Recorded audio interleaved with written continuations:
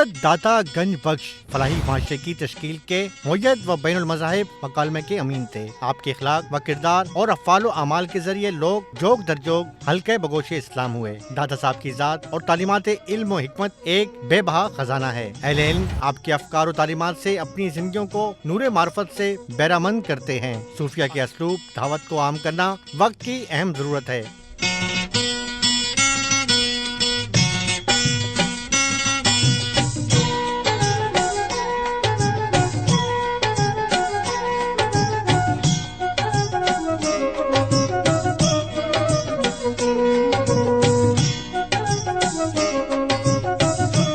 اولیاء کرام نے برصغیر پاک و ہند کو نور اسلام سے منور کیا اور اپنے قول و عمل سے رسول اکرم صلی اللہ علیہ وآلہ وسلم کا اسوہ لوگوں کے سامنے پیش کیا۔ یہ انہی بزرگان دین کی بے لوث اور مخلصانہ کوششوں کا نتیجہ ہے کہ برصغیر میں اتنی بڑی تعداد میں لوگ مشرف با اسلام ہوئے اور 20ویں صدی کے وسط میں پاکستان جیسی اسلامی مملکت معرض وجود میں آئی۔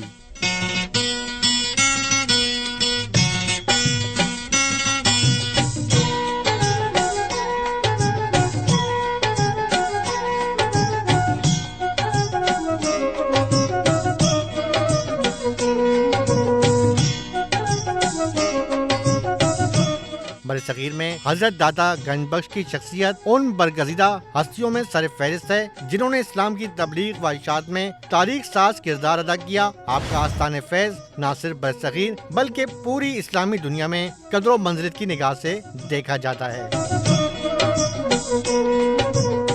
سچل نیوز نیٹ ورک کی ویڈیوز میں خوش آمدید۔ ناظرین، ویڈیو سے متعلق اپنی قیمتی رائے کا اظہار کمنٹ باکس میں ضرور کریں اور چینل کو سبسکرائب کریں۔